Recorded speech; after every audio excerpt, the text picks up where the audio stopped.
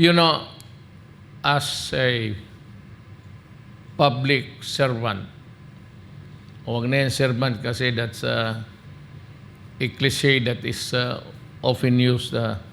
Sometimes it's a disparage na ano na lang, a government worker. I was there to serve the people. And as a retired government worker, I still have that duty to serve the people kung kaya ko. And kung ano lang yung residual na para sa aming mga civilian na naging mga opisyal sa gobyerno. Whatever that kung maabot ko lang kung ano, yun lang maitulong ko.